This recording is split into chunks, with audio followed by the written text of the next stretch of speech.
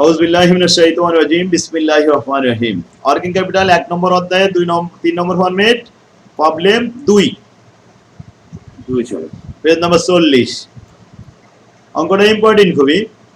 বলছে your company is operating 60% capacity of production 24,000 unit. 60% এ যদি 24,000 হয় তাহলে 100% এ কত হাজার হয়?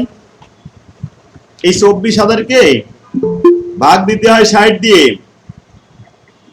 আর গুণ দিতে হয় 100 দিয়ে, তাহলে চলে আসে 40,000 ইউনিট। যোগ 40,000 ক্যাপাসিটি তাদের আছে, কিন্তু আমরা কত করব সেটা পরে দেখব। কস্ট প্রাইস কি কি দেওয়া ছিল একটু আমরা প্রশ্নটা পড়ি। কস্ট প্রাইস ছিল র মেটেরিয়াল 10 টাকা, ওয়েজেস 6 টাকা, ভেরিয়েবল ওভারহেড 4 টাকা, ফিক্সড ওভারহেড 2 টাকা। আচ্ছা, ওভারহেড তো দুইটা, এই দুইটা আপনারা যোগ করবেন। 4 টাকা 2 টাকা কত হয়? 6 টাকা। তাহলে 6 টাকার ভিতরে ফিক্সড আছে কত? 2 টাকা।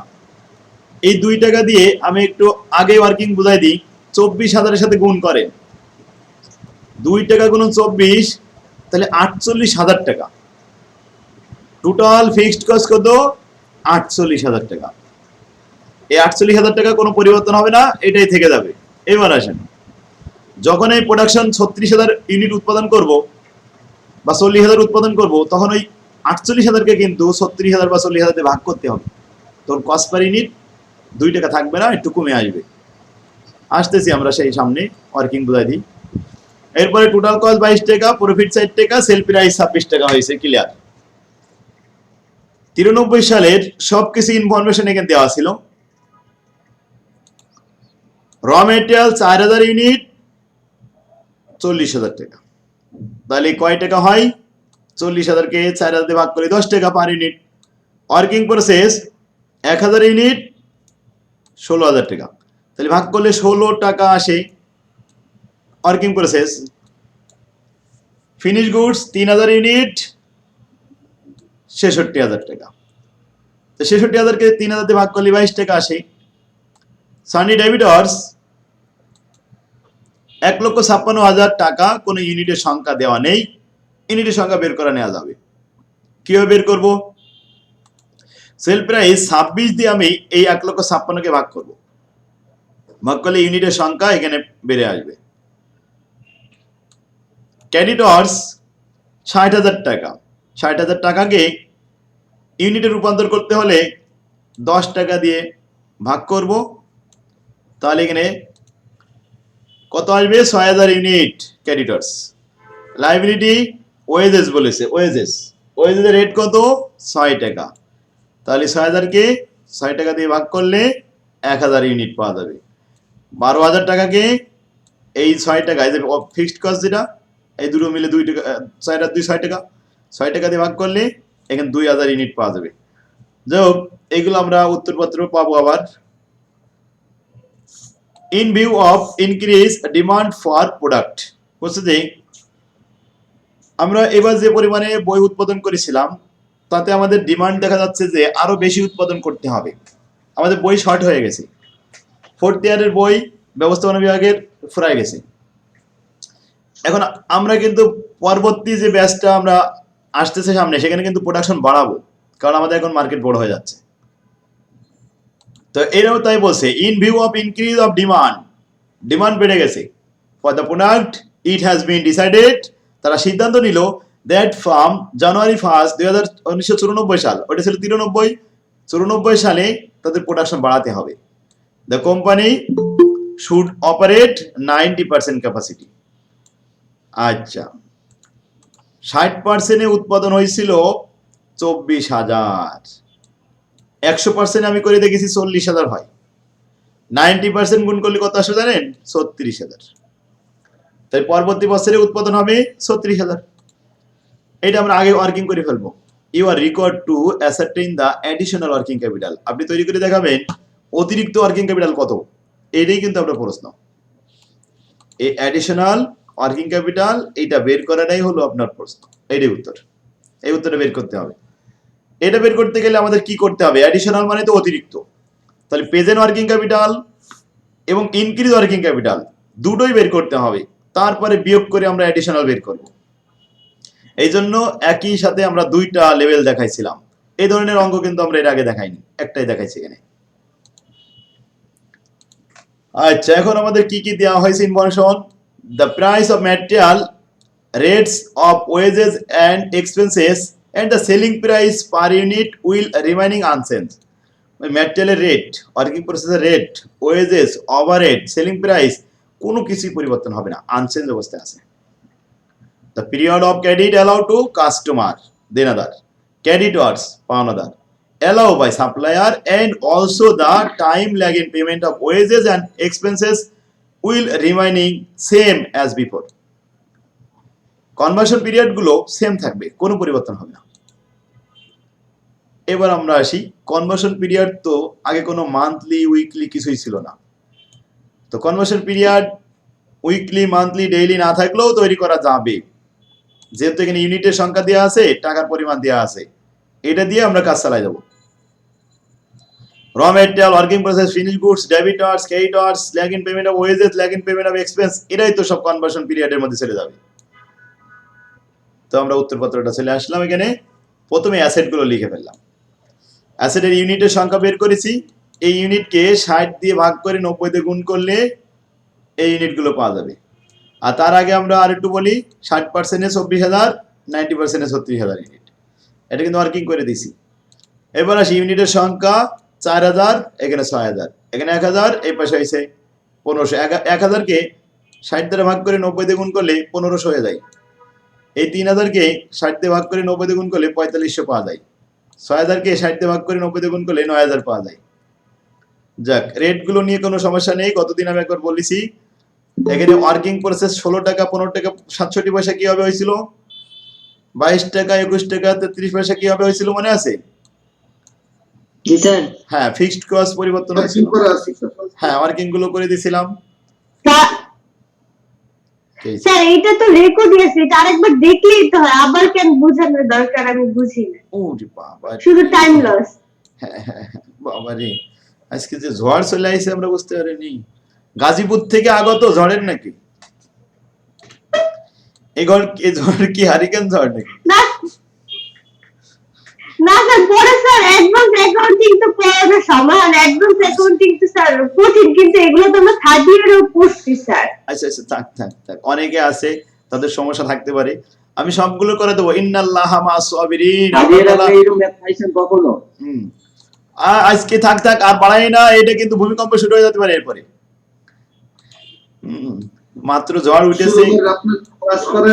হ্যাঁ হ্যাঁ, আমি না খেয়াল করে আমি করাই যাচ্ছি। আচ্ছা তাহলে 6000, এটা তো 9000 হয়েছে, এটাও বুঝতে পারলাম। আর এখানে ওভারহেড 6 টাকার জায়গায় 5 টাকা 33 পয়সা, এটাও আমরা শিখেছি। বাস, এগুলো সমস্যা নেই, ওয়ার্কিং করা আছে। আর এখানে আমরা যে দেখছিলাম দায় কত কি পরিমাণ হয়েছে, দায় হয়েছে এখানে 78,000, আর এটা হয়েছে 1,15,000। আচ্ছা, এখন আমরা ওয়ার্কিং ক্যাপিটাল দেখাবো। 4,13,500 থেকে 1,15,000 বাদ দিলে 2,98,500 পাওয়া যাবে। আর 2,78,000 থেকে 78,000 বাদ দিলে 2 লক্ষ ওয়ার্কিং ক্যাপিটাল। এই ওয়ার্কিং ক্যাপিটাল দুইটার মধ্যে প্রফিট লুকায়িত আছে। 26 টাকার মধ্যে প্রফিট আছে না, 4 টাকা প্রফিট আছে। এখন আমরা সেটা বিয়োগ করব এইভাবে, 26 মাইনাস টোটাল কস্ট 22, বাদ দিলে 4 টাকা। এই 4 টাকার সাথে প্রফিট বের করব, কোন ইউনিটের সাথে গুণ করব বলেন তো? এখানে বিক্রি করেছিলাম ডেবিটর্স 6000 ইউনিট, এই 6000 এর সাথে 4 গুণ করলে 4,24,000 টাকা প্রফিট। 2 লাখ থেকে 24 বাদ দিলে 1,76,000 টাকা নেট ওয়ার্কিং ক্যাপিটাল। এখানে 26 টাকা বিক্রি করেছিলাম, কিন্তু টোটাল কস্ট তো আমাদের 26 টাকা না, 22 টাকাও না, 21 টাকা 33 পয়সা। বাদ দিলে প্রফিট 4 টাকা 67 পয়সা। এখন কত ইউনিটের সাথে গুণ করব? 9000 এর সাথে, 42,000 পাওয়া যাবে এখানে। বাস, এবার মাইনাস করলে এটা পাচ্ছি আমরা নেট ওয়ার্কিং ক্যাপিটাল। এই নেট ওয়ার্কিং ক্যাপিটাল এটার সাথে মাইনাস করে দিলাম, ফলাফল আসলো 80,500 টাকা। বাস, ওকে। অ্যাডিশনাল, এটাকে বলে অ্যাডিশনাল ওয়ার্কিং ক্যাপিটাল, এটাই কিন্তু আমাদের চাই ছিল প্রশ্নে। বাস, এবার ক্লিয়ার হয়েছে 2 নাম্বার। আর কোন সমস্যা? হ্যাঁ, অ্যাডিশনাল না বলে তো এরকম করা লাগতো না, শুধুমাত্র দ্বিতীয়টা করলেই হতো। তবে এই অঙ্ক যদি আসে, তবে যেভাবেই করেন না কেন, স্যার যদি 60% থেকে মানে অন্যভাবে ইনক্রিজ করতে বলে তাহলে তো এই যে এইভাবেই দিব স্যার। হ্যাঁ, কারণ কি এখানে কনভার্সন পিরিয়ড ছিল না যেহেতু, যদি আমি এগুলো না লিখতাম এই পাশের এই ওয়ার্কিং ক্যাপিটালে, এইটাতে আমি না লিখতাম তাহলে এটা পাইতাম না, ঠিক না? এটা লিখে তো এটা পাওয়া যাচ্ছে এগুলো, এই জন্য দুটোই লিখতে হবে। যাক আলহামদুলিল্লাহ। তো এইটা ছাড়া আর বিকল্প অন্য কোনোটা এরকম ছিল না। মোটামুটি সবাই পারছে তো? 4টে অঙ্ক ছিল দেওয়া, 4টেই পারছে তাই জি না? স্যার। আলহামদুলিল্লাহ। আমরা অন্য অধ্যায়তে শুরু করতে পারি, অন্য অধ্যায় এরপরে জি স্যার। জি স্যার, শুরু করুন। 2 নম্বর অধ্যায় অনেক ইজি, এটা তাড়াতাড়ি, এরপরে অধ্যায়গুলো তাড়াতাড়ি হয়ে যাবে আলহামদুলিল্লাহ। মনে করেন আপনারা যদি 5টা অঙ্ক ভালোভাবে মিলে আসতে পারেন, 5টা যদি 4টাও মিলে যায় তাহলে এ প্লাস রাখা যাবে, টেনশন করার দরকার নেই। যারা হাই হতাশ করতেছে ওদেরকে বলবো যে ইন্নাল্লাহা মা'আস সাবিরিন, আল্লাহ তাআলা ধৈর্যশীলদের সাথেই থাকেন।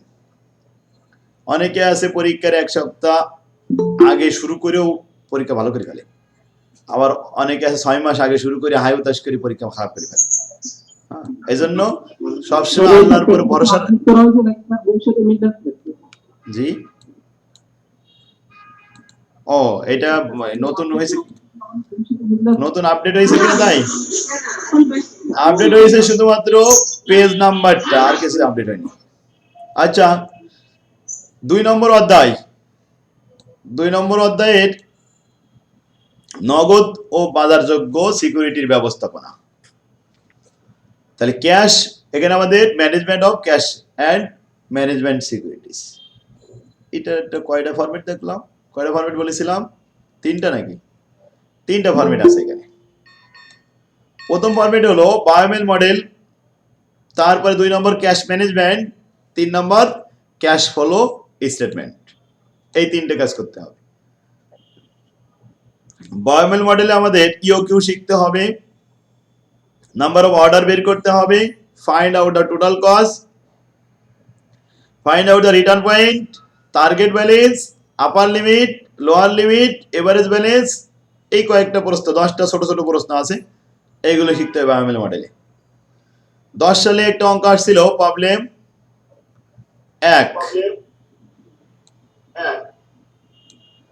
the following inventory data have been established for the Smith company. আচ্ছা, এখানে একটা মনে হয়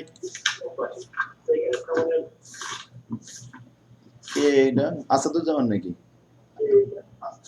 ও না, এই সাউন্ডটা হয় হচ্ছে সাব্বিরের এখান থেকে।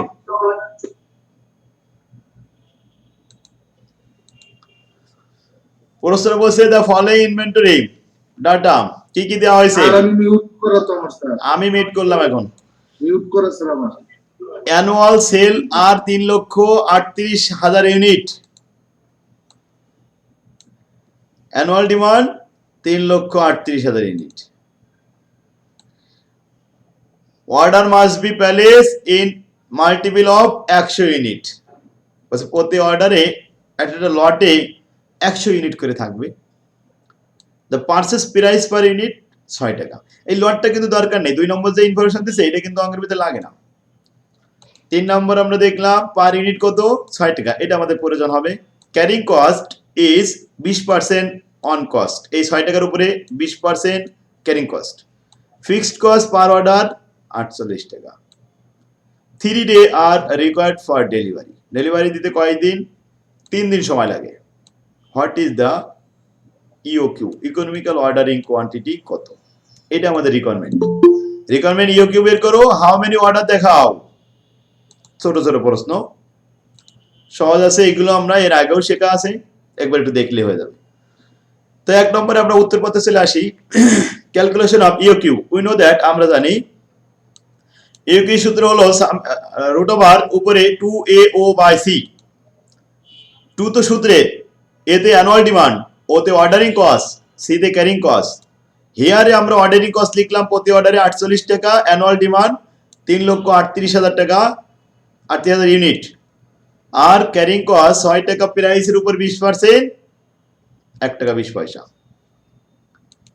সূত্রে মানগুলো বসিয়ে দিলাম, ক্যালকুলেশন করে 5,200 ইউনিট প্রতি অর্ডারে 5200 করে ইউনিট ক্রয় করতে হবে। আচ্ছা, এখানে আমাদের কত ইউনিট লাগবে সারা বছরে? 3,38,000 ইউনিট লাগবে। তো এক বছরে যদি 3,38,000 ইউনিট প্রয়োজন হয়, আর আমরা যদি প্রতি অর্ডারে 5,200 করে ক্রয় করতে থাকি, তাহলে 1,38,000 ইউনিট ক্রয় করতে কতবার অর্ডার দেওয়া লাগবে? 65 বার অর্ডার দেওয়া লাগবে। 65 বার। কিভাবে বের করলাম? অ্যানুয়াল ডিমান্ডকে ইওকিউ দ্বারা ভাগ করিলাম। অ্যানুয়াল ডিমান্ড 3,38,000 ইউনিট, ইওকিউ 5,200 ইউনিট, ভাগ করলে কতবার? 65 বার অর্ডার দেওয়া লাগবে বাৎসরিক। এই হলো হাউ মেনি নাম্বার অফ অর্ডারের সংখ্যা।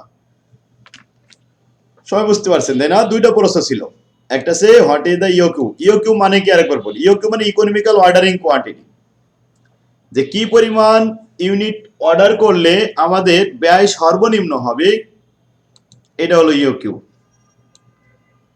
তাহলে যদি আমরা 5,600 করে কিনি, তাহলে ক্যারিং খরচ মরচ দিয়ে সব মিলাই খরচ একটু কম থাকবে। আর যদি এর থেকে বেশি অথবা কম কিনি, তাহলে আমাদের ব্যয় বৃদ্ধি পাবে। তাহলে সবাই কি ইওকিউ বুঝতে পারছেন? জি স্যার। আলহামদুলিল্লাহ। Number 2, the ABC Limited required 30 লক্ষ টাকা in cash to meet it the transaction needs during the next 3 months. ABC কোম্পানির 30 লক্ষ টাকা আছে ক্যাশ, এটা তারা ট্রানজাকশন করতে চাচ্ছে 3 মাস যাবত। 3 মাসে ট্রানজাকশন করতে চাই। The cash planning period হবে 3 মাস। It hold a marketable security, এ ক্রয় করতে চায় marketable security of and the equal amount, সমান টাকা দিয়ে মার্কেটেবল সিকিউরিটি ক্রয় করে বিনিয়োগ করতে চায়। The annual yield on this the marketable security is 20%। বাৎসরিক কত পার্সেন্ট? 20%। আচ্ছা, বাৎসরিক যদি 20% হয়, তাহলে 3 মাসে কত হয়? এখন 3 মাসের রেট কত আমরা এটা বের করে দেখাবো। 12 মাসে যদি 20% হয়, 3 মাসে 4 ভাগের 1 ভাগ 5% হবে, কারণ আমাদের ক্যাশ প্ল্যানিং কিন্তু 3 মাসের। The conversion of this the security into cash entails a fixed cost of 3,000 টাকা পার ট্রানজাকশন। প্রতি ট্রানজাকশনে স্থির ব্যয় কত? ফিক্সড কস্ট 3,000 টাকা। ইউজিং দ্য বায়োমেল মডেল ইউজ করতে হবে। Compute the amount of marketable security বের করতে হবে। কত টাকার মার্কেটেবল সিকিউরিটি ক্রয় করলে আমাদের কম খরচ হবে সেটা দেখাতে হবে। ইউজিং দ্য বায়োমেল মডেল ইউজ করে compute the amount of marketable সিকিউরিটির ইওকিউ দেখাও, converted into cash per order, প্রতি অর্ডারে। তাহলে আসি, যেখানে অর্ডার কস্ট বলছে ফিক্সড অর্ডারিং কস্ট 3,000 টাকা পার ট্রানজাকশন, প্রতি অর্ডারের খরচ কত? 3,000 টাকা। এইটা দিয়ে আমরা এখন ইওকিউ তৈরি করব। আচ্ছা, আমি আর একটু কথা বলি। এখানে আরো 2টা লাইন আছে, এই লাইন 2টা আমি লাল করে রাখলাম, এটা পরে, এটা আলাদা অঙ্ক। আর প্রথম অংশটা এই পর্যন্ত আমাদের একটা প্রশ্ন করেছে যে ইউজিং দ্য বায়োমেল মডেল ইউজ করে compute the amount of marketable security converted into the cash per order, এই পর্যন্ত একটা প্রশ্ন। তাহলে ইওকিউ দেখাতে হবে। সূত্রটা হলো √2AO/C, ওতে অর্ডারিং কস্ট ফিক্সড 3,000 টাকা, অ্যানুয়াল ডিমান্ড 30 লাখ টাকা, ক্যারিং কস্ট 20% বাৎসরিক ছিল, তাই 3 মাসে তৈরি করে নেওয়া হলো। 3 মাসে কত হবে? 3×4 = 12, অর্থাৎ 4 ভাগের 1 ভাগ। তো 4 দিয়ে ভাগ করলে কত পার্সেন্ট? 5%। ক্যারিং কস্ট হলো 5% মানে 0.05। অ্যানুয়াল ডিমান্ড বসালাম, অর্ডারিং কস্ট বসালাম, 2 দিয়ে গুণ করলাম, উপরের অংশকে 0.05 দিয়ে ভাগ করলাম, ভাগ করে রুট করে দেখলাম 6 লক্ষ হয়েছে। তাহলে 6 লক্ষ টাকা করে আমরা যদি মার্কেটেবল সিকিউরিটি ক্রয় করি, তাহলে আমাদের ব্যয় সর্বনিম্ন হবে। এটা হলো অ্যান্সার। এবার বলছি অ্যাজুমিং ধরে নাও ABC limited can sell its the marketable security in any of the 5 lot size. যদি এই 6 লক্ষ টাকা দিয়ে প্রত্যেকটা লট না বিক্রি করে এরকম ভাবে লট সাইজ বিক্রি করে, যেমন 1.5 লক্ষ, 3 লক্ষ, 6 লক্ষ, 7.5 লক্ষ এবং 5 লক্ষ, এই 15 লক্ষ, এই যে 5টা লট সাইজ আমাদেরকে দেওয়া হচ্ছে, যে আমাদের ইওকেও কিন্তু 6 লক্ষ আসছে, তাই না? তো বলছে যদি মার্কেটেবল সিকিউরিটি লট সাইজ এরকম হয় যে 1.5 লক্ষ টাকা লট কেনা হয়েছে, 3 লক্ষ টাকার, 6 লক্ষ টাকা, 7.5 লক্ষ এবং 15 লক্ষ, তাহলে কোনটা আমাদের ভালো হবে, ব্যয় কম হবে? প্রিপেয়ার এ টেবিল, টেবিল করে দেখাও, ইন্ডিকেটিং, সেখানে ইন্ডিকেট করে দেখাবার টেবিলের মধ্যে দ্য ইকোনমিক লট সাইজ ইওকিউ, ইওকিউ লট সাইজটা টেবিলের মধ্যে দেখাতে হবে। তাহলে ইওকিউ কয়টা পদ্ধতি? 2টা পদ্ধতি। আমরা আগে শিখতাম 3টা পদ্ধতি, গ্রাফিক্যাল পদ্ধতিও আছে, কিন্তু সেটা আর এখন নাই, এখন 2টা পদ্ধতি। কি কি পদ্ধতি? একটা হচ্ছে ইকুয়েশন মেথড, আর হলো টেবুলার মেথড। তো এই অঙ্কটা আমাদের টেবুলার মেথডে করতে হবে। লট সাইজ দেওয়া আছে, একটা টেবিল তৈরি করলাম, টেবিলে 6 কলাম 7 কলাম বিশিষ্ট টেবিল। প্রথমে লিখবো আমরা সিরিয়াল নাম্বার, এটা না লিখলে 6 কলাম হয়। অ্যানুয়াল ডিমান্ড 30 লক্ষ, যে কয়টা লট আছে লটগুলো আমরা বসাবো। নাম্বার অফ লট, এবার লট সাইজ, এই সাইজটা প্রসেস সাপ্লাই দেওয়া হয়েছে। প্রথমে 1.5 লাখ, 3 লাখ, 6 লাখ, 7.5 লাখ, 15 লাখ, তাহলে কয়টা লট? 5টা লট সাইজ। আচ্ছা, অ্যানুয়াল ডিমান্ড গুলো 30 লাখ প্রসেসে দেওয়া আছে। 30 লাখকে যদি আমি 15 লাখ দিয়ে ভাগ করি, বলেন তো কয়টা অর্ডার হয়? 2টা অর্ডার হয়। আচ্ছা, 30 লক্ষ ভাগ 7.5 লক্ষ, কয়টা অর্ডার? 4টে অর্ডার। 30 লক্ষ ভাগ 6 লক্ষ, তাহলে 5 লাখ 30, 5টা অর্ডার। 30 লক্ষ ভাগ 3 লক্ষ, তাহলে 10টা অর্ডার। 1.5 লক্ষ, এখানে 30 লক্ষ ভাগ 1.5 লক্ষ, এটা 20টা অর্ডার। তো এই নাম্বার অফ অর্ডার কারো সমস্যা হয়েছে কিনা?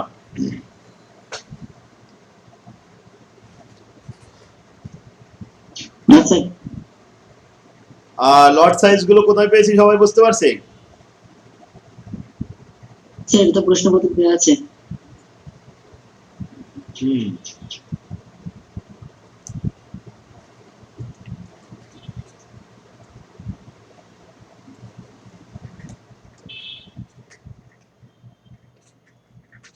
লট সাইজ গুলো সব প্রস্তার ভিতরে দেওয়া ছিল।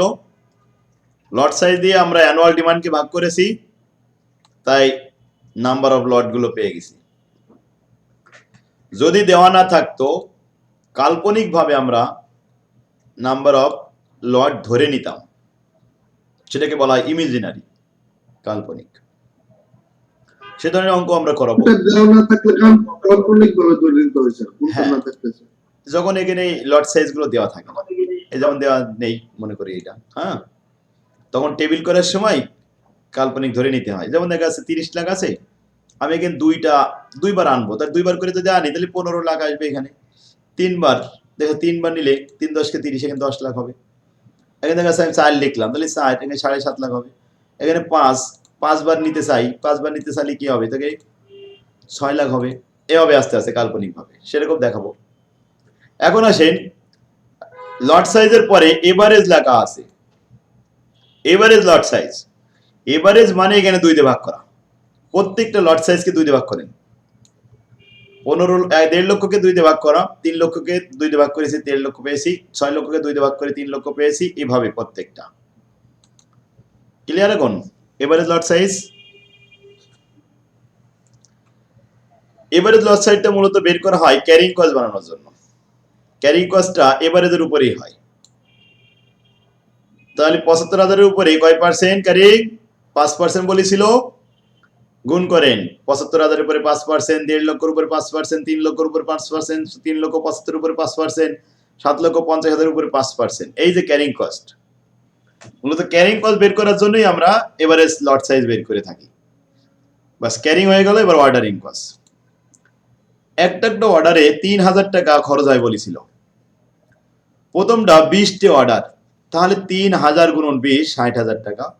10টা অর্ডার, 10,000 গুণন 3,000, তাহলে 10 গুণন 3,000, তাহলে কত? 30,000। 5টে অর্ডার, তাহলে 5 গুণন 3000, 3 5 15,000। 4টে অর্ডার, 4 গুণন 3, 3 4 12,000। 2টা অর্ডার, 3 2 6, 3 2 গুণে 6,000। এই হলো অর্ডার কস্ট, অর্ডারিং কস্ট আর ক্যারিং কস্ট, এই দুটো যোগ করতে হবে। যোগ করলে টোটাল কস্ট পাওয়া যাবে। Total cost ordering plus carrying, carrying plus ordering, এই 5 নম্বর আর 6 নম্বর লিখে দিছি, যোগ করতে হবে। 3,700 যদি 60,000 সাথে যোগ করা হয় 63,750 টাকা। 30 আর 7 37,500 টাকা। 15 আর 15 30,000 টাকা। 18,750 আর 12,000 30,750। 37,500 আর 6,000 43,500 টাকা। এই 5টা লট সাইজের মধ্যে টোটাল কস্ট সব থেকে কম হয়েছে কোনটা? স্যার এভারেজ লট সাইজ আরেকবার একটু। এই যে লট সাইজের ঘর থাকে ওটাকে 2 দিয়ে ভাগ করলে এভারেজ হয় সব সময়। তাহলে বলেন তো 1.5 লক্ষকে 2 দিয়ে ভাগ করলে কত হয়? 75,000 হয়। 3 লক্ষ করে 2 দিয়ে ভাগ করলে 1.5 লক্ষ হয়। 6 লক্ষ করে 2 দিয়ে ভাগ করলে 3 লক্ষ হয়। ক্লিয়ার? এই 2 কিন্তু সূত্রের। যখন আমরা ইও কিউ বলি তখন এখানে কি লিখি? 2 লিখি না? 2AO/C, ওই 2 কিন্তু এই। সব থেকে কম ব্যয় হয়েছে কোনটা? 30,000 হয়েছে সব থেকে কম ব্যয়। এটা কোন জায়গায়? লট সাইজ কত ছিল? লট সাইজ 6 লক্ষ। 6 লক্ষ। তাহলে 6 লক্ষ করে যদি আমরা ক্রয় করি, মানে আমরা সিকিউরিটি ক্রয় করি বা বিক্রি করি, তাহলে আমাদের সব থেকে ব্যয় কম হবে। সুতরাং ইওকিউ হবে এই 6 লক্ষ। আমরা ইকুয়েশনেও পেয়েছিলাম 6 লক্ষ, টেবুলারের মাধ্যমে মেথডেও পেলাম 6 লক্ষ। Since the total cost of lot size 6 লক্ষ is lower than any other lot size, so EOQ সমান 6 লাখ। যেহেতু 6 লক্ষ টাকা বরাবর 6 লক্ষ লট সাইজ বরাবর সব থেকে ব্যয় কম, সুতরাং EOQ হবে এই 6 লাখ। স্যার আমরা যে ক্যারিং কস্ট 20% ভাগ দিলাম, এটা 4 দিয়ে কেন ভাগ দিলাম? ও আচ্ছা, এই যে ক্যারিং কস্ট কোথায় লিখেছি? ক্যারিং কস্ট এখানে ওই 4% যেটা করছিলাম, এই যে 4 দিয়ে ভাগ এইখানে। না না, ইওকিউ যে 2AO/C। ঠিকই আছে তো, এই না এই সাইড দিয়ে দেখাচ্ছি না আমি এটা।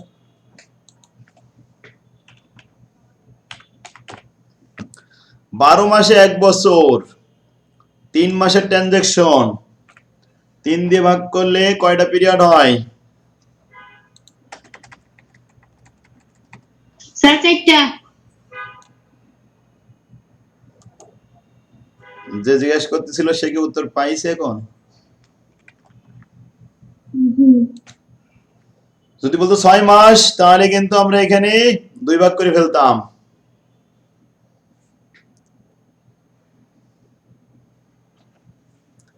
আচ্ছা, এখন আসি আমরা 3 নম্বর অঙ্কে যাই। একই অঙ্ক। দেখছো 3 4 তো স্যার সেমই স্যার। সেম অঙ্ক। তো সেম। তাহলে আর পড়াই দেওয়া লাগবে না। বাড়ির কাজ থেকে স্যার তাহলে সুবিধা হবে স্যার। হ্যাঁ, এগুলো একটু বাড়ির কাজ দিয়ে দিই, 5টা দিয়ে দিই এখান থেকে। 5 পর্যন্ত দেখে আসবে। আগামী দিন আমরা 6 থেকে যেন শুরু করতে পারি। সাজেশনে যেগুলো আছে ওইগুলো করলে ভালো হতো না? তাহলে একটু আগায় যাইতো বাড়ির কাজ। না আগে যেগুলো ইম্পর্টেন্ট গুলো স্যার একটু বেশি করে দেন। না, ওই 5টা থেকে আসুক আগে, অনেক নতুন মানুষ আছে না এখানে, তারপরে কালকে বলবেন সাজেশন করতে। তাহলে আজকে 2 নম্বর অধ্যায়ের 1 নম্বর ফরম্যাটের 5টা অঙ্ক থাকলো। কে সবাই বাড়িতে করে আনতে পারবে? ইনশাআল্লাহ। Okay sir. স্যার একটু 5 নম্বর অঙ্কটা বুঝাই দিবেন? 5 নম্বর অঙ্ক। আচ্ছা, আজকে চেষ্টা করে দেখেন, না পারলে আগামী দিন বুঝাই দেবো। আজকে আবার ফাইল কেটে দিলাম, না বুঝলে দেখে দেখে লিখে নিয়ে আসতে হবে, তারপরে কালকে আবার করাবো। এই গুডউইল ভ্যালুয়েশন, শেয়ার ভ্যালুয়েশন হয়ে গেছিল, আজকে নতুন হতে হবে না? অ্যাডভান্স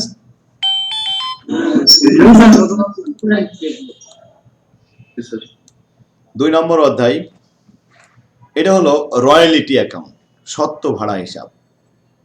সত্ত্ব ভাড়াটা কি? আর রয়্যালিটি কে পায়? কপিরাইট কার থাকে? কপিরাইট তার সৃষ্টিজার, সৃষ্টিজার কপিরাইট তার, আর সেই হচ্ছে রয়্যালিটি পায়। দেখাচ্ছে আমার তৈরি করা বই, আমি যে বইগুলো লিখলাম এগুলো যদি আমি পাবলিকেশন কোনো একটা পাবলিকেশনের কাছে ভাড়া দিই, যে তাদেরকে বললাম তোমরা একটা ছাপাও, ছাপায়ে যা বিক্রি হবে বিক্রির পরে আমাকে একটা রয়্যালিটি দিও, বেশি বিক্রি হবে বেশি রয়্যালিটি দেবে, কম বিক্রি হবে কম রয়্যালিটি দেবে। এই তো এরকম ভাবে যার মালিকানায়, এটা কি উপভাড়ার মতো?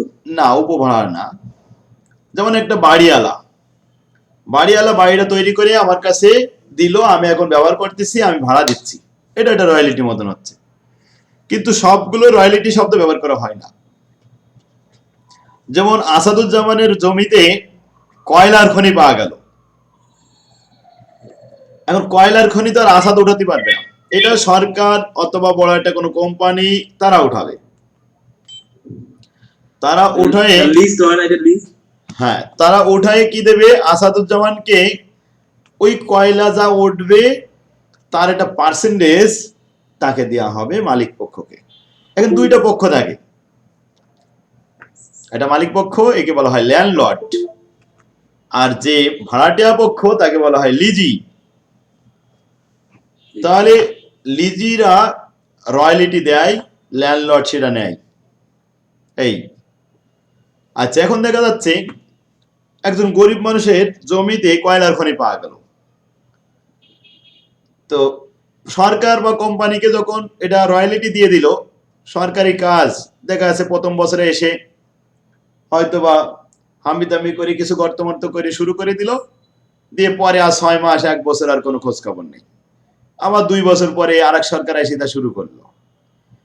ওই লোকটার, গরিব মানুষ যে যার জমিটা গর্ত করা হলো, সে চাষও করতে পারতেছে না, মাছও চাষ করতে পারতেছে না, তার জমিটা পড়ে থাকলো, সেই ক্ষেত্রে তার একটা লস হতে পারে, তার একটা ক্ষতি হতে পারে, সংসার চলবে না, হয়তো ওখানেই চাষ করে সে সংসার চালাতো। এই ক্ষেত্রে মিনিমাম তাকে একটা বাৎসরিক রয়্যালিটি দিয়ে যেতে হবে, আর যদি ম্যাক্সিমাম ইনকাম হয়, রয়্যালিটি হয়, ম্যাক্সিমাম দেবে, তবে মিনিমাম যেটা বলবে তার কম কিন্তু দেওয়া যাবে না, ন্যূনতম একটা চাঁদা তাকে দিতেই হবে রয়্যালিটি।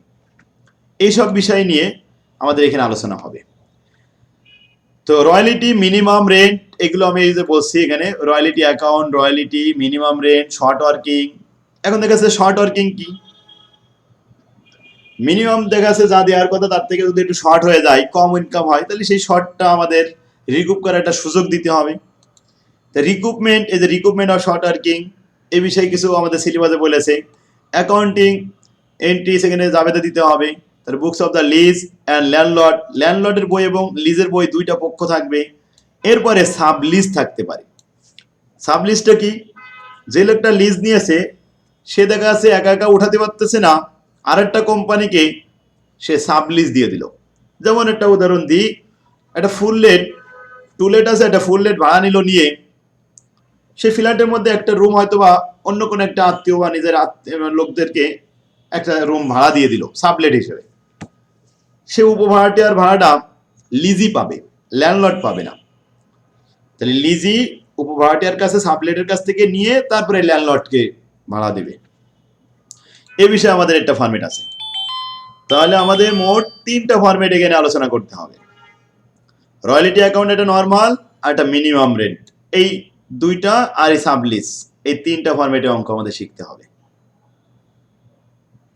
এই যে normal basis, minimum basis, sublease basis. তো এখন রয়্যালিটি সম্পর্কে আমি অনেক সুন্দর করে এগুলো আবার রেকর্ডও করে দিছি, যে এই বিষয়গুলো। যাই হোক, এখন আমরা অঙ্ক করি। শর্ট ওয়ার্কিং নিয়ে কিছু শব্দ ব্যবহার করা হয়, এই শব্দগুলো আমি এখানে 3টে ভাগে ভাগ করেছি। এই প্রথম নির্দিষ্ট বছরের মধ্যে যদি লোকসান পূরণ করার কথা বলে, সেই ক্ষেত্রে ইংরেজিতে 4টে শব্দ ব্যবহার করা হয়। যেমন power of recoup short working for the first 2 ইয়ার, প্রথম 2 বছরের মধ্যে, ফার্স্ট 3 ইয়ার্স, এরকম বলতে পারে। Power of recoup short working for the first 3 year, first 2 year, first 5 year, first 4 ইয়ার, এভাবে যদি বলে তাহলে প্রথম 4-5 বছরের মধ্যে পূর্ণ হবে, পরিশোধ করে দিতে হবে, পরবর্তীতে আর কোনো শর্ট ওয়ার্কিং এর ব্যালেন্স টানার সুযোগ থাকবে না। আচ্ছা, যদি এরকম বলে এক্ষেত্রে যে বছরে শর্ট ওয়ার্কিং সৃষ্টি হয়েছে সেই বছর থেকে শুরু করে পরবর্তী এত বছরের মধ্যে পরিশোধ করতে হবে, এই ধরনের কথা ইংরেজিতে 4টে শব্দ ইউজ করা হয়। যেমন short working could be recoup within the 3 year, within the 4 year, following 3 year, following 4 year, following 5 years, next 3 year, next 4 year, next 5 year, succeeding 3 year, succeeding 4 year, succeeding 5 years। এই ফলোয়িং, নেক্সট, সাকসিডিং এবং within এগুলো সব একই অর্থ প্রকাশ করবে এখানে। এটার অর্থ বোঝানো হবে যে বছরে শর্ট ওয়ার্কিং সৃষ্টি হবে ওই বছর থেকেই গণনা শুরু হবে। আচ্ছা, তারপরে আসি, অনেক সময় বলে ইন্টার পিরিয়ড অফ লিজ, তার মানে সম্পূর্ণ মেয়াদ পর্যন্ত যে কোনো সময় লস পূরণ করতে পারে। এই শব্দগুলো ইংরেজিতে 3টে ভাষা ইউজ করা হয়। যেমন short working could be recoup over the period of the lease, লিজের যতগুলো পিরিয়ড আছে, যত বছর আছে, এই বছরের মধ্যে যে কোনো সময় পূরণ করতে পারবে। Throughout the term of the lease, throughout the term of the lease মানে কিন্তু একই কথা। তার মানে লিজ চলাকালীন সময়ের মধ্যে যে কোনো সময়, অর্থাৎ 25 বছরের জন্য লিজ নেছে, রয়্যালিটি নেছে, 25 বছরের মধ্যে যে কোনো সময় পূরণ করতে পারে। Inter period of the lease, লিজের পিরিয়ড যদি 10 বছর হয়, 10 বছরের মধ্যেই পূরণ করতে পারবে। আসসালাম, জি আলহামদুলিল্লাহ, জি জি জি, না আনতে না, আসেন, আমি একটু ক্লাসে তো রেকর্ড হচ্ছে ক্লাসটা, আসেন আপনি। হ্যাঁ, আসসালামু আলাইকুম। আলহামদুলিল্লাহ, তাহলে আমরা অঙ্কটা শুরু করে দিই। আচ্ছা, অঙ্ক শুরু করার আগে আমাদের একটা ওয়ার্কিং সম্পর্কে ধারণা নিতে হবে। এটাকে বলা হবে অ্যানালাইসিস অফ রয়্যালিটি। অ্যানালাইসিস যেমন আউটপুট, কতটুকু উৎপাদন হলো আউটপুট, তারপর রেট, এবারে অ্যাকচুয়াল রয়্যালিটি। দেখ, সাপোজ এখানে 10,000 ইউনিট উৎপাদন হলো, রেট 5 টাকা করে, 5-10 কে 50,000 টাকা, এই হচ্ছে অ্যাকচুয়াল রয়্যালিটি। মিনিমাম যদি আমাদের এখানে মিনিমাম বলে দেবে কত টাকা, মিনিমামটা এখানে থাকবে প্রতি বছরের সমান। আচ্ছা, এবার আসি শর্ট ওয়ার্কিং। শর্ট ওয়ার্কিং নিয়ে আলোচনা, 4টে কলাম আছে। শর্ট ওয়ার্কিং সিরিজটি হয়ে থাকে তখন ক্রিয়েট লেখা হয়। এরপরে শর্ট ওয়ার্কিং রিকুপ পূরণ করা হয় যখন, তখন ক্রিয়েট রিকুপ লেখা হয়। এরপরে শর্ট ওয়ার্কিং যখন ল্যাপস হয়ে যায় তখন ল্যাপস লিখতে হয়, মানে যখন বিলীন হয়ে যায়, টাইম শেষ হয়ে যায়। এরপরে শর্ট ওয়ার্কিং এর ব্যালেন্স, যতক্ষণ ব্যালেন্স থাকবে ব্যালেন্সটা আস্তে আস্তে টানতে ব্যালেন্স সিডি নিয়ে আসতে হবে। তাহলে শর্ট ওয়ার্কিং ক্রিয়েটেড হতে পারে, শর্ট ওয়ার্কিং রিকুপ হতে পারে, শর্ট ওয়ার্কিং ল্যাপস হয়ে যেতে পারে, শর্ট ওয়ার্কিং ব্যালেন্স থাকতে পারে। এই শর্ট ওয়ার্কিং নিয়ে আমাদের 4টে কলাম। এরপরে টোটাল ফাইনালি পেমেন্ট, কত টাকা পেমেন্ট হবে, এই সবটা ফলো করতে হবে। একটা অঙ্ক করলে এই সব বিষয়ে বিস্তারিত সবকিছু শেখা হয়ে যাবে ইনশাল্লাহ। প্রতি বছরে 3টা করে জাবেদা হয় রয়্যালিটির জন্য, আর যে বছরে ল্যাপস হবে ওই বছরে শুধুমাত্র একটা জাবেদা বাড়বে, ওই ল্যাপসের জন্য 4টা জাবেদা হয়ে যাবে। মিনিমাম রেন্ট সম্পর্কে আমি এখানে কিছু লিখে দিছি, যে মিনিমাম সম্পর্কে, সাবলিজ সম্পর্কে, সাব রয়্যালিটি সম্পর্কে লিখেছি। বাস, এবার আসি আমি গাণিতিক প্রবলেম শুরু করি। আমাদের প্রশ্ন অ্যান্সার হতে পারে, এখানে সর্বোচ্চ প্রশ্ন হয় 6টা। প্রথমে অ্যানালাইসিস অফ রয়্যালিটি, এটা যদি আমাদের চাই তাহলে এতে 4 মার্ক দেবে বিপার। Analysis of the royalty receivable আর জার্নাল এন্ট্রি। আচ্ছা, রয়্যালিটি পেবেল বলা হয়নি, রয়্যালিটি পেবেল আর রয়্যালিটি রিসিভেবল। রিসিভেবল হয় ল্যান্ডলর্ডের পক্ষে, ল্যান্ডলর্ড যে ভাড়া দিয়েছে সে কিন্তু অ্যানালাইসিস অফ রয়্যালিটি রিসিভেবল লেখে, আর যে ভাড়া নিয়েছে সে পেবেল লেখে, কারণ তাকে দিতে হবে এই জন্য সে পেবেল লেখে। জার্নাল এন্ট্রি দুইজনের বইতেই হতে পারে। আর royalty account, landlord account, short working account, এই হচ্ছে আমাদের খতিয়ান। 3টে খতিয়ান, royalty account, landlord account, short working account. এই 3টার বেশি আর খতিয়ান হবে না। জাবেদা কয়টা হবে বলেছি? মাত্র 3টা। সবাই একটু খেয়াল করেন। প্রথমে প্রবলেম 1 পড়ি আমরা। Bengal Coal Limited got the lease of a colliery on the basis of 0.5 paisa per ton of the coalarized, subject to a minimum rent of টাকা 20,000 per annum. বেঙ্গল কয়লা লিমিটেড ল্যান্ডলর্ডের কাছ থেকে লিজ নিয়েছে প্রতি টন 50 পয়সা করে দেবে এই চুক্তিতে, তবে মিনিমাম বাৎসরিক 20,000 টাকা দেওয়া হবে, এরকম দেওয়া হবে না। The tenant has the right two recoup short working, অধিকার দেওয়া হয়েছে ভাড়াটিয়ার, এই টেনেন্ট মানে ভাড়াটিয়া, শর্ট ওয়ার্কিং রিকুপ করতে পারবে ডিউরিং ফার্স্ট 4 ইয়ার। ফার্স্ট 4 ইয়ার বললো না ডিউরিং ফার্স্ট 4 ইয়ার বললো? এই ডিউরিং এর কোনো এখন কিন্তু প্রভাব পড়তেছে না, শুধু ফার্স্ট 4 ইয়ার, প্রথম 4 বছরের মধ্যে, এটা খেয়াল করতে হবে। তার মানে আমরা যে বছর থেকে লিজ নেব ওই বছর থেকে 4 বছর পর্যন্ত আমাদের শর্ট ওয়ার্কিং ব্যালেন্স রাখার সুযোগ পাবো। এরপরে বলছে of the lease and not after odd, not after odd মানে এরপরে আর কোনো সুযোগ নেই। The output of 5 years is as follow, নিচে দেওয়া হলো। First year, second year, third year, fourth year, fifth year output হয়েছে 18,000 ton, 25,000 ton, 48,000 ton, 59,000 ton, 1,05,000 ton. এই হচ্ছে 5 বছরের information. You are required to given the journal entry and ledger account in the books of the company. খতিয়ান দেখাতে হবে। তাহলে আমাদের কি করতে বলা হয়েছে আরেকবার পড়ি, you are required to give the journal entry, journal করো, 5টা বছরের জার্নাল করতে হবে, অ্যান্ড লেজার অ্যাকাউন্ট, খতিয়ান দেখাও, in the books of the company. কোন কোম্পানি?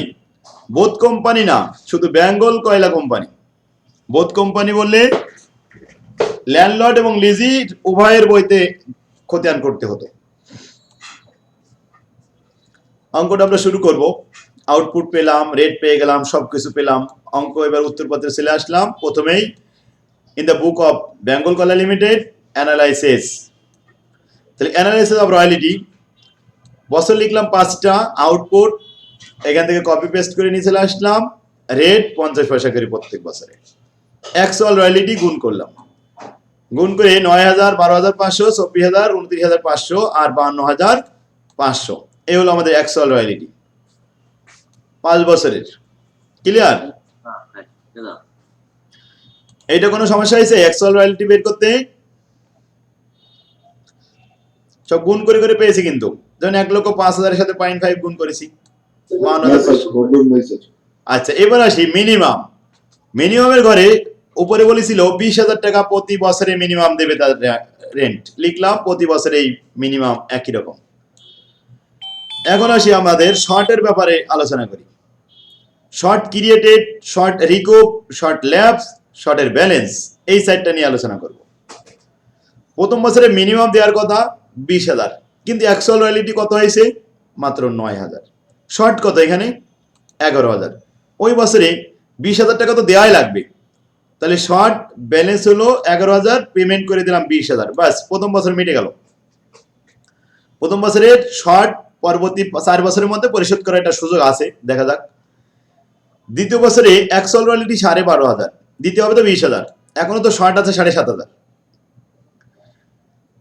20,000 টাকা দিব, 7,500 টাকা শর্ট, আগের ব্যালেন্স ছিল 11 আর এই 7, 18,500 টাকা শর্টের ব্যালেন্স থাকলো। দ্বিতীয় বছর পেমেন্ট 20,000 টাকা পেমেন্ট করে চলে আসলাম। যাক, তৃতীয় বছরে একটু চেষ্টা করে দেখি পূরণ করা যায় কিনা। তৃতীয় বছরে 24,000 টাকা রয়্যালিটি হয়েছে অ্যাকচুয়ালি, মিনিমাম দিতে হবে 20,000। যেহেতু শর্ট আছে, মিনিমাম 20,000 টাকা দেওয়ার পরে আমাদের হাতে থেকে যাবে সারপ্লাস 4,000। এই 4,000 পূর্বে যে শর্টের ব্যালেন্স ছিল ওইগুলো পূরণ করতে হবে। তাহলে রিকভার ঘরে দিতে হবে। রিকভার মানে কি? পূরণ করা, রিকভার করা। তাহলে 18,000 থেকে 4,000 মাইনাস করলাম, 14,500 টাকা ব্যালেন্স থেকে গেল। আরো ফোর্থ ইয়ারে চলে আসলাম। ফোর্থ ইয়ার পর্যন্ত আমাদের টাইম দেওয়া হয়েছিল। ফোর্থ ইয়ারে অ্যাকচুয়াল রয়্যালিটি 9,500, মিনিমাম তো 20,000 দিতে হবে। দেওয়ার পরে সারপ্লাস কত থাকবে বলেন? 9,500। 29,500 থেকে 20,000 বাদ দিলে 9,500 টাকা আমাদের সারপ্লাস হাতে থেকে যাচ্ছে পূরণ করার ক্ষমতা। রিকুবের ঘরে আমি 9,500 লিখলাম, 14,500 থেকে 9,500 টাকা পূরণ করলাম। তাহলে ব্যালেন্সের ঘরে কত টাকা থাকার কথা? ব্যালেন্সের ঘরে কত থাকবে? 5,000। এখন আসেন আমাদের টাইমের কথা কি বলেছিল উপরে, দেখে আবার পড়াই দিয়ে আসি। বসে শর্ট ওয়ার্কিং, এখানে রাইট দিছিল, আমাদের অধিকার দিছিল recoup short working during first 4 ইয়ার, প্রথম 4 বছর, এরপরে আর কোনো ব্যালেন্স দেখানো যাবে না। তাহলে 4 বছর তো পার হয়ে গেছে। এখন টাইম শেষ। আর ব্যালেন্স একটু আরেকবার একটু বলবেন, লেবার ব্যালেন্স এই দুটো একটু আরেকবার এটাই তো বলছি, খেয়াল করতে হবে যে এখানে আমাদের 14,500 টাকা ব্যালেন্স ছিল, এই 14,500 থেকে 9,500 টাকা পূরণ করতে পারলাম, আর 5,000 টাকা আর পারলাম না, তাহলে ব্যালেন্সে কত টাকা থাকার কথা? 5,000। কিন্তু আমাদের সময় দিছিল মাত্র 4th বছর পর্যন্ত। এখন আর আমরা ব্যালেন্সটা রাখতে পারবো না, এই ব্যালেন্সের 5,000 ল্যাপসে দিয়ে দিতে হবে। তার মানে এটা ক্ষতি হয়ে গেল। তাহলে লস হয়েছে কয় টাকা? 5,000 টাকা। কোন বছরে? 4th বছরে। যদি আমি আরেকটু চেষ্টা করে বেশি ইনকাম করতে পারতাম তাহলে কিন্তু পূরণটা করতে পারতাম, তো পূরণ করতে পারলাম না, ল্যাপস হয়ে গেল। কি সাব্বির এখন ক্লিয়ার? জি স্যার, জি স্যার। আচ্ছা, এখন আসেন এই বছরে আমাদের পেমেন্ট তো 20,000 টাকা দেওয়ার পরে আরেকটা কথা ছিল স্যার। বলেন। স্যার আমরা শর্ট ওয়ার্কিংটা স্যার লাস্ট 14,500 স্যার এখান থেকে আমরা রিকুপ করলাম, কিন্তু স্যার কোন সময় তো স্যার দেখলাম ওই প্রথম যে শর্ট ওয়ার্কিং ক্রিয়েট হয়েছে 11,000 টাকা, ওইখান থেকে স্যার আমরা কেন মাইনাস করলাম না? কারণ শর্ট ওয়ার্ক তো প্রথম সৃষ্টি হয়েছে 11,000, তাহলে আমরা শেষের ব্যালেন্স থেকে কেন মাইনাস করলাম স্যার? আর প্রশ্ন হয়েছে? জি স্যার। সংক্ষেপে প্রশ্ন করবেন, তাহলে আর আমি অ্যান্সার দিতে সুবিধা হবে। শোনেন, আমি প্রথম শুরুতে বলেছি 3টা সিচুয়েশন আছে, এই ভাষাগুলো আপনাকে আয়ত্ত করতে হবে। এই যে ভাষাগুলো, যদি ফার্স্ট 4 ইয়ার বলে, ফার্স্ট 5 ইয়ার, এই ফার্স্ট কথাটা বলা হলে এই নিয়মে করতে হবে, টোটাল ব্যালেন্স থেকে একবারে ল্যাপস করতে হবে। আর যখন উইথিন, ডিউরিং, ফলোয়িং, নেক্সট, সাকসিডিং বলবে, তখন ওই ফার্স্টে ল্যাপস হবে, মানে যে বছরে সৃষ্টি হবে সেই বছর থেকে টাইম গণনা করা হবে। আর যদি বলি ইন্টার পিরিয়ড, এটা তো কোনো কথাই নেই, এটা তো মূল মোট পিরিয়ডের মধ্যে করলেই হবে। ওই প্রশ্নগুলো অ্যান্সার এই জায়গায় দেওয়া হয়েছে। এই সাকসিডিং, ফলোয়িং, উইথিন, নেক্সট, এই কথাগুলো বলে যখন, তখন ওই নিয়ম করতে হবে। এটা আমি দ্বিতীয় অঙ্ক করার সময় পাবো। এই ভাষাগুলো একটু আয়ত্ত করতে পারলে ব্যাস, তাহলে আর এইসব প্রশ্নগুলো অ্যান্সার পেয়ে যাবেন। তাহলে এখন আমাদের এখানে ফার্স্ট 4 ইয়ার বলেছিল 4 বছরে এসে সবগুলো ল্যাপস করতে হবে, নট আফটার ওয়ার্ড, এরপরে আর ব্যালেন্স দেখানো যাবে না। কিন্তু পঞ্চম বছরে দেখেন অনেক ইনকাম হয়েছিল, 52,500, এরকম 20,000 দিয়ে আরো আমাদের 32,500 হাতে থেকে গেছিল, কিন্তু কোনো লাভ নেই, কোনো ব্যালেন্স ছিল না। শর্ট ওয়ার্কিং এ কি কোনো ব্যালেন্স আছে? শর্ট ওয়ার্কিং এ ব্যালেন্স না থাকলে পূরণ করার কোনো সুযোগ আর থাকলো না। তাহলে সব টাকা দিয়ে দিতে হবে। কয় টাকা দিতে হবে পেমেন্টে? মালিকরে 52,500 দিয়ে দিতে হবে। ক্লিয়ার?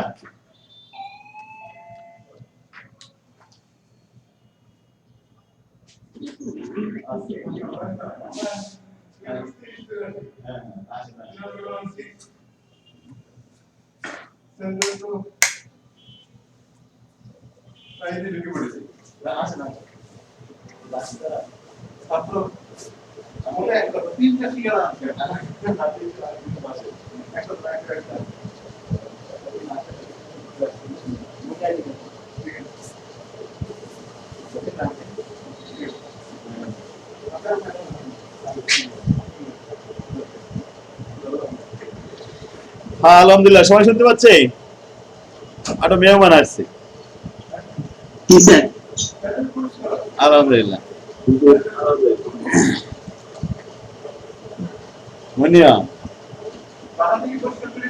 রয়্যালিটি করাচ্ছি, রয়্যালিটি তো তুমি পারতে, হ্যাঁ। তাহলে আমরা এই পর্যন্ত চলে আসছিলাম অ্যানালাইসিস পর্যন্ত। বাস, আমাদের এইটা যদি শুধুমাত্র অ্যানালাইসিস চাই তাহলে মাত্র 4 মার্ক দেবে। আচ্ছা, এবার আসি, চাইছিল আমাদের জার্নাল করো, journal. You are required to give the journal entry. তাহলে জার্নাল এন্ট্রি করতে হবে। প্রতি বছরে জার্নাল হয় মাত্র 3টা করে। আচ্ছা, জার্নাল কি হবে? হবে দেখাচ্ছে, আমরা তো ল্যান্ড লিজি, আমরা লিজ নিয়েছি, তো আমাদের বইতে অ্যাকচুয়াল রয়্যালিটি হয়েছিল প্রথম বছরে কত টাকা? 9,000 টাকা। তো এটা আমরা লিখবো রয়্যালিটি ডেবিট 9,000 টাকা, আর শর্ট ওয়ার্কিং ডেবিট 11,000 টাকা, ল্যান্ডলর্ড ক্রেডিট 20,000 টাকা। সবাই বুঝতে পারছি?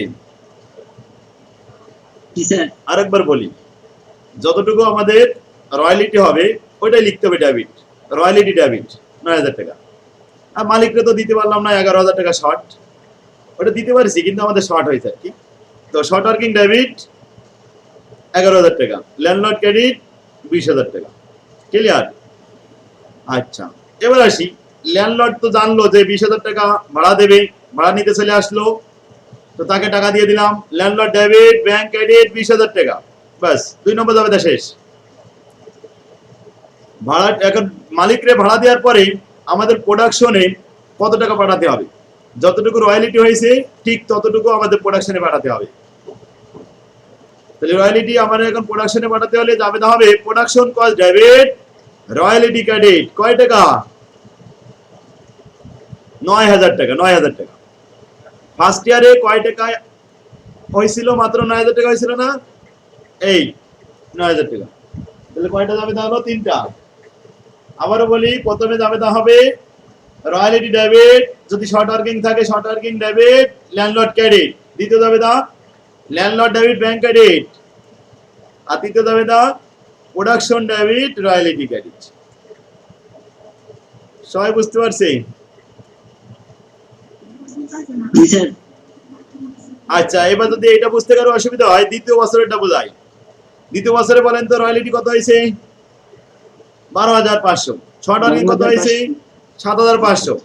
তাহলে royalty debit 12,500, short working debit 7,500, landlord credit 20,000। এবার ল্যান্ডলর্ডকে টাকা দিয়ে দিতে হবে, ল্যান্ডলর্ড ডেবিট ব্যাংক ক্রেডিট 20,000। এবার প্রোডাকশনে পাঠাতে হবে, তাহলে কি হবে? প্রোডাকশন ডেবিট 12,500 আর রয়্যালিটি ক্রেডিট 12,500। ক্লিয়ার? তৃতীয় বছরে হ্যাঁ তৃতীয় বছরে কেসে স্যার জাবেদাগুলো সবগুলাই তো সেম, এইজন্য বলতেছি যে এগুলো তো আর বোঝা লাগবে না। হ্যাঁ, আপনি বুঝতে পারছেন, একটু সাইলেন্ট হয়ে থাকেন, আরো অনেকেই বোঝেনি। 24,000 টাকা এটা রয়্যালিটি হয়েছে ডেবিট। এখন শর্ট ওয়ার্কিং কিন্তু রিকুপ হয়েছে, রিকুপ হলে ক্রেডিট হয়ে যায়, শর্ট ওয়ার্কিং ক্রেডিট হয়।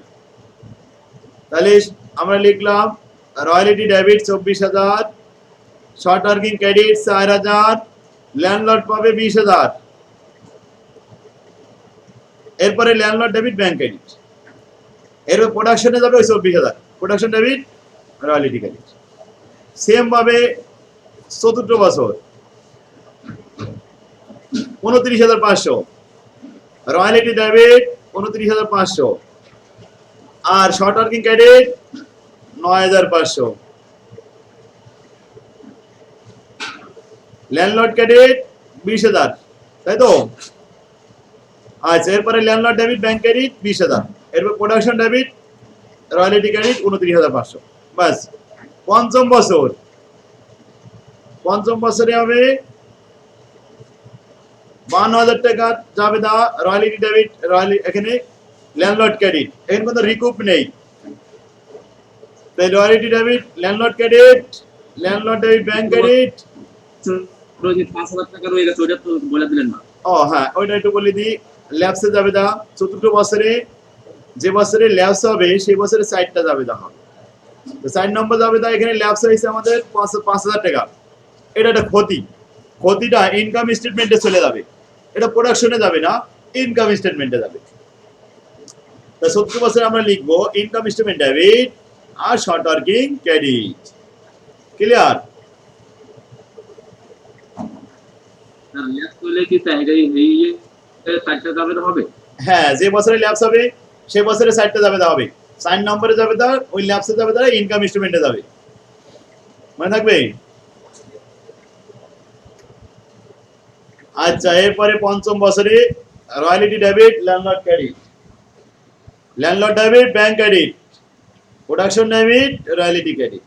এই তো, এখানে কোনো ল্যাবস নেই, শর্ট ওয়ার্কিং নেই, কিছুই নেই, নরমালি হয়েছে পঞ্চম বছর।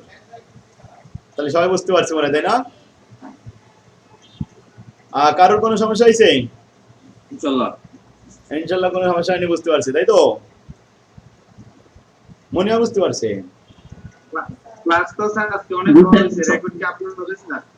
হ্যাঁ হবে, দেখি তো একটু বেশি বড় হয়ে গেছে। আচ্ছা তাও সমস্যা নেই, ইউটিউবে নেবে। আচ্ছা আলহামদুলিল্লাহ, তাহলে আমরা প্রতি বছরে 3টে করে দাবিদা পাবো, শুধুমাত্র ল্যাবস হলে সেই বছরে 4টে দাবিদা দিতে হবে, সেটাও শিখে ফেললাম। এবার আসি, এতগুলো ভাষার মধ্যে 3টা খতিয়ান হবে প্রত্যেক বছরে। যে শব্দগুলো আমরা ইউজ করেছি, যেমন দেখা যাচ্ছে রয়্যালিটি, এটা একটা খতিয়ান হবে, শর্ট ওয়ার্কিং এটা একটা খতিয়ান হবে, ল্যান্ডলর্ড এটারও খতিয়ান হবে। এখানে ব্যাংকের কোনো খতিয়ান হবে না, প্রোডাকশনের কোনো খতিয়ান হবে না। এই ব্যাংক আর প্রোডাকশন ছাড়া অতিরিক্ত ইনকাম স্টেটমেন্ট নামে একটা ল্যাবসের শব্দ ব্যবহার করেছিলাম, ওটারও কোনো খতিয়ান হবে না। তাহলে খতিয়ান হবে রয়্যালিটি, ল্যান্ডলর্ড আর শর্ট ওয়ার্কিং। আচ্ছা, প্রতি বছরে রয়্যালিটি আমরা একবার ডেবিট করেছি আর একবার ক্রেডিট করেছি, ঠিক না? যখন ডেবিট করেছি রয়্যালিটি, তখন তার এগনেস্টে ল্যান্ডলর্ড ছিল, আর যখন আমরা রয়্যালিটি ক্রেডিট করেছি তার এগনেস্টে কি ছিল? Production cost. তাহলে খতিয়ান লেখার সময় যার খতিয়ান তার নাম তো লেখা যায় না, বিপরীত নামগুলো লিখতে হয়। তো আমরা একটা খতিয়ান দেখাই, রয়্যালিটির খতিয়ান। এই সেই রয়্যালিটির খতিয়ান।